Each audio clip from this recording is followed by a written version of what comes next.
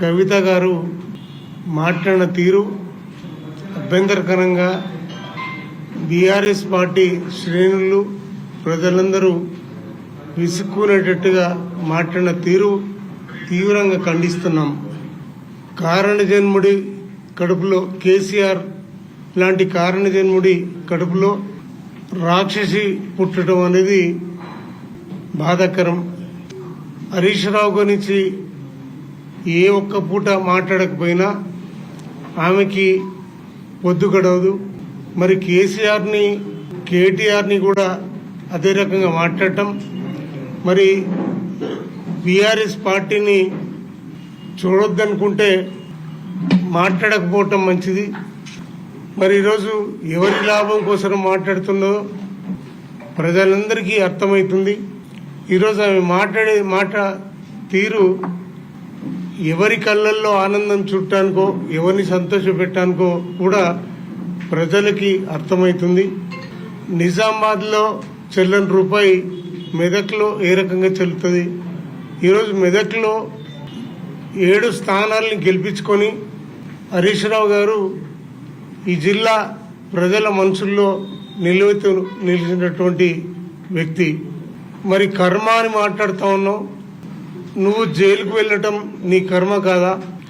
మరి నువ్వు ఎంపీగా గెలవకపోవటం నీ కర్మ కాదా? ఇప్పుడు ఎన్నిపోటుదారురాలిగా మిగిలిపోవటం నీ కర్మ అని మేము అనుకోవటం తప్పేం కాదు. నువ్వు ఎవరు వదిలిన మానవో మరి ప్రజలకు అందరికీ అర్థమవుతా ఉంది. ఎట్టి పరిస్థితుల్లో ఈ సమాజం నిన్ను క్షమించకూడని తప్పులు చేస్తా ఉన్నావు. మరి నువ్వు ఇప్పటికైనా మానుకోకపోతే మరి రాష్ట్ర వ్యాప్తంగా బీఆర్ఎస్ కార్యకర్తలు కూడా మరి నీ గురించి అన్ని విషయాలు మాట్లాడక తప్పదు, మాట్లాడతారని హెచ్చరిస్తున్నాం. ఇప్పటికైనా బేషరతుగా బీఆర్ఎస్ క్షమాపణ కోరితే బాగుంటుంది. ఈరోజు నువ్వు ఏ అడుగేసినా మొత్తం బీఆర్ఎస్ పార్టీకి నష్టం వాటిల్లేటట్టుగా చేస్తా ఉన్నావు. ఈరోజు నువ్వు చేసే ప్రతి చర్య కాంగ్రెస్కి రేవంత్ రెడ్డికి అనుకూలంగా ఉండి మరి రేవంత్తో నీ వ్యాపార లావాదేవీలు సక్రమంగా ఉండేందుకు మరి ఆ బంధాన్ని అట్లనే కాపాడుకోవటానికి ఈరోజు హరీష్ రావు గారిని, కేటీఆర్ని, కేసీఆర్ని విమర్శించడం తగదని ఈ సందర్భంగా హెచ్చరిస్తా ఉన్నాం. ఇప్పుడు గౌరవనీయులు జహీరాబాద్ శాసనసభ్యులు పెద్దలు మాణిక్యరావు గారు మాట్లాడాల్సిన కోరుతాం.